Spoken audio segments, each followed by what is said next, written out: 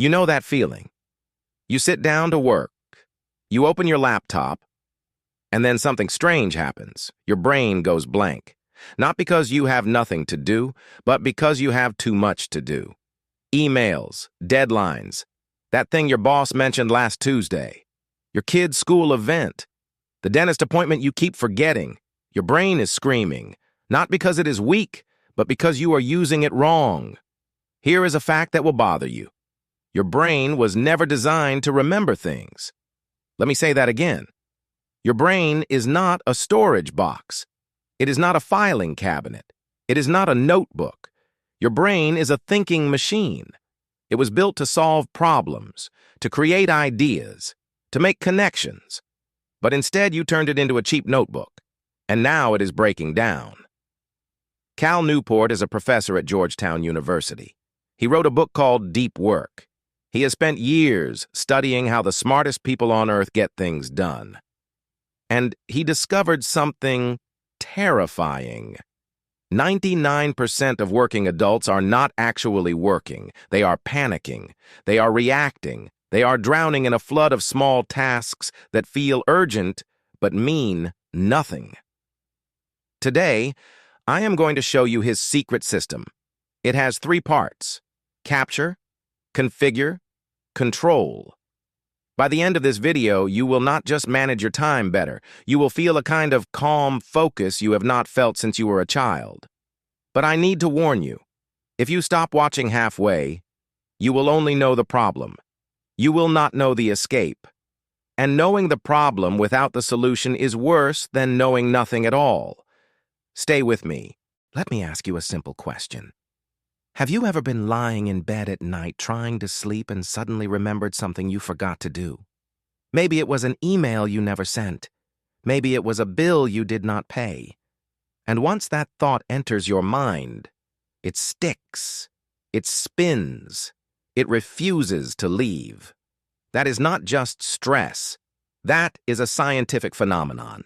It has a name, the Zeigarnik Effect. In the 1920s, a psychologist named Bluma Zeigarnik discovered something fascinating. Her research showed that unfinished tasks stay active in your brain. They loop, they repeat, they drain your energy like a phone app running in the background that you forgot to close. Now think about your life. How many unfinished tasks are running in your brain right now? 5, 10, 50? Every single one of them is stealing a tiny piece of your focus, a tiny piece of your intelligence, a tiny piece of your peace. This is what Cal Newport calls an open loop. An open loop is any task, idea, or commitment that lives inside your head instead of inside a system. And here is the scary part. Most people have dozens of open loops running at all times. They wake up tired. They go to work distracted. They come home feeling like they accomplished nothing, and they blame themselves. They say, I am lazy. I need more discipline. I need to try harder. But that is a lie. You are not lazy. Your brain is overloaded. Think of it this way. Imagine you are carrying a backpack, and every time someone gives you a task, they drop a rock into your backpack. 1 rock is fine. 2 rocks, no problem. But after 20 rocks, 30 rocks, 50 rocks, you can barely walk. You are not weak. The backpack is too heavy. That is what your brain feels like right now. Too many rocks, too many open loops. So what is the answer? The first step in Newport's system is called capture. And the idea is dead simple. Every single thought, task, idea, or commitment that enters your brain needs to leave your brain immediately. It needs to go somewhere outside of you. A notebook, a phone app, a sticky note, anything. The rule is this. If a thought stays in your head for more than 60 seconds, you have already lost.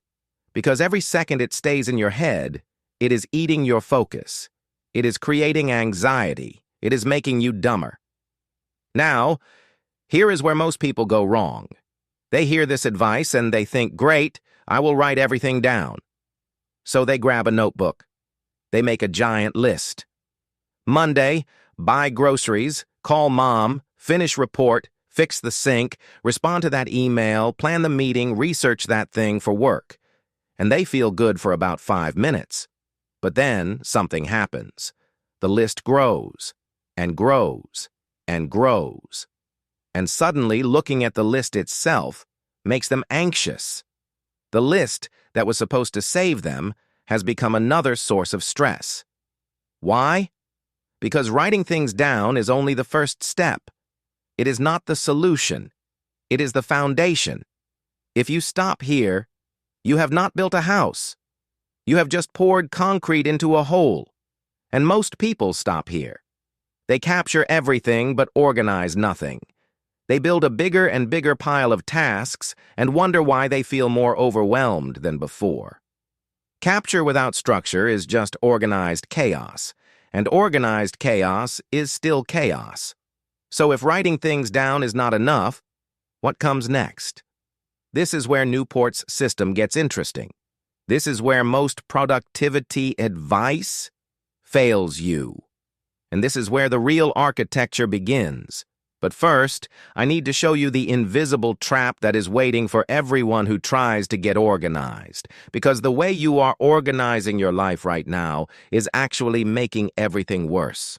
Most people believe that being organized means being productive. That is one of the most dangerous lies in modern life. Let me explain why. Think about your email inbox. You probably get dozens, maybe hundreds of emails every day. Some people try to organize them. They create folders, work, personal, urgent. Later, they sort every email into neat little boxes. And they feel proud.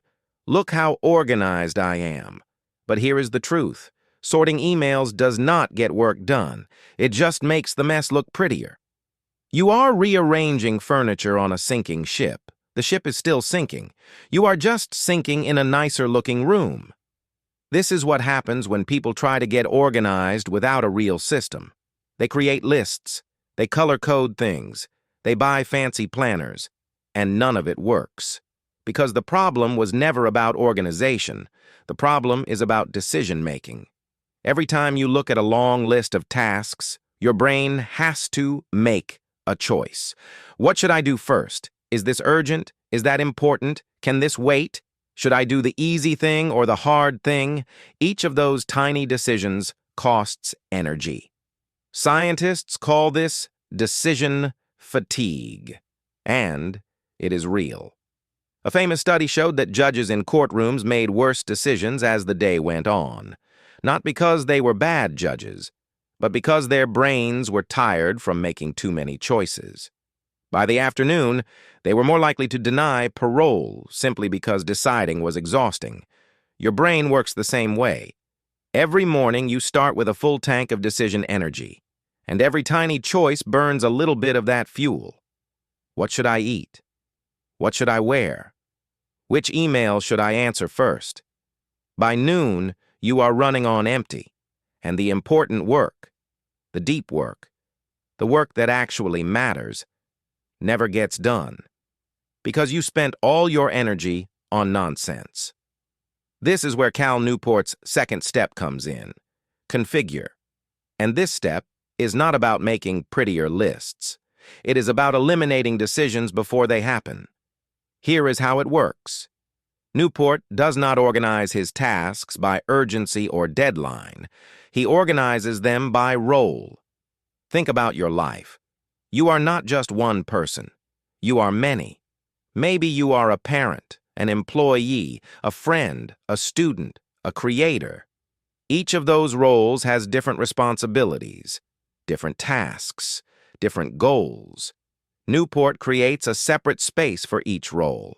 When he is in professor mode, he only sees professor tasks. When he is in writer mode, he only sees writer tasks. He never has to look at a giant mixed-up list and wonder where to start. Why does this matter? Because of something called the switching cost. Research shows that every time you jump from one type of task to another, your brain needs an average of 23 minutes to fully refocus. 23 minutes. Think about how many times a day you switch between tasks. Checking email, then writing a report, then answering a text, then back to the report. Each switch costs you 23 minutes of deep focus. That means if you switch tasks just 10 times a day, you lose nearly 4 hours of real focus. 4 hours, gone, vanished. Not because you were lazy, but because your brain kept paying the switching tax. Newport's configure system kills the switching cost. By grouping tasks by role and context, you stop jumping around. You stay in one mental lane. You build momentum, and momentum is where real productivity lives. But here is the part that makes most people uncomfortable. Even with perfect capture and perfect configuration, there is a monster waiting for you. It shows up every single afternoon. Around 2 or 3 in the afternoon, something happens. Your energy drops. Your willpower fades. And you start drifting. You check your phone. You open social media. You answer a pointless email just to feel productive. Newport calls this reactive drift. It is the silent killer of deep work. And no amount of organization can stop it. Because reactive drift is not a planning problem. It is a control problem. And control is the most powerful and most difficult part of this entire system. It is the part that separates the top 1% from everyone else. And it requires something that most people are not willing to do. Here is the truth that nobody wants to hear. You do not need a better to-do list. You do not need a better app. You do not need more motivation. You need a schedule, a real one. One where every single minute of your day has a job. This is Cal Newport's third and most powerful step. Control. And the tool he uses is called time blocking. Time blocking is exactly what it sounds like. You take your day and you divide it into blocks. Each block is assigned one specific task or one specific type of work. From 8 to 10 in the morning, you write. From 10 to 11, you answer emails. From 11 to 12:30, you work on your big project. No exceptions, no negotiation. This sounds simple, almost too simple. But do not be fooled. Time blocking is one of the most aggressive productivity strategies in existence because it does something that no list or app can do. It removes choice from your day. Remember decision fatigue? Time blocking eliminates it. You do not wake up and wonder what to do. You already know. Every minute is planned. Every hour has a purpose. Your brain does not have to decide anything. It just has to execute. Think of it like a train on a track. A train does not stop at every intersection and wonder which way to go. The track is already laid. The train just moves. That is what your day looks like with time blocking. No wandering, no drifting. Just forward motion. But Newport takes this even further with something called multiscale planning. This is where the system becomes truly powerful. Multiscale planning works on 3 levels. First, the quarterly plan. Every 3 months, you look at your life and ask one question. What are the 2 or 3 most important things I need to accomplish in the next 90 days? Not 20 things, not 10 things, 2 or 3. That is it. Second, the weekly plan. Every Sunday or Monday, you take those quarterly goals and break them into weekly actions. What needs to happen this week to move me closer to those big goals? Third, the daily plan. Every morning, you take the weekly actions and assign them to specific time blocks. This is where the rubber meets the road. This is where plans become reality. Most people only plan at the daily level. They wake up and ask, what do I need to do today? But without the weekly and quarterly layers, their daily plans are random. They are busy but not moving forward. They are running on a treadmill instead of running toward a destination. Now here is the part I promised you. The secret 4th rule. The one most people ignore. Newport calls it constrain. Constrain means saying no. It means looking at a meeting invitation and asking, does this actually matter? It means looking at a task and asking, can someone else do this? It means looking at an opportunity and asking, does this move me toward my 2 or 3 big goals? The best performers in the world do not do more than everyone else. They do less. They are ruthless about protecting their time because they understand a brutal truth. Every yes is a no to something else. Every time you say yes to a pointless meeting, you say no to an hour of deep work. Every time you say yes to a trivial email chain, you say no to the project that could change your career. Constrain is not about being selfish. It is about being strategic. It is about understanding that your time is the only resource you cannot get back. Money comes and goes. Energy comes and goes. But time only goes. And there is one final piece, the Shutdown Ritual. At the end of every workday, Newport does something unusual. He reviews every incomplete task. He makes sure each one has a plan. And then he says a specific phrase out loud, schedule shutdown complete, and he stops, completely. No more work emails, no more task lists, no more thinking about tomorrow. Why? Because your brain needs a clear signal that work is over. Without that signal, the open loops keep running. You are sitting at dinner with your family, but your brain is still at the office. You are lying in bed, but your mind is writing emails. The shutdown ritual closes every loop. It tells your brain the day is done. It gives you permission to be human again. So let me bring this all together. Capture everything so your brain can stop holding it. Configure by role so your brain can stop choosing. Control your time so your brain can stop wandering. And constrain your commitments so your brain can stop drowning. This is not a productivity hack. This is an evacuation plan. You have been trapped inside a burning building made of notifications, meetings, and endless task lists.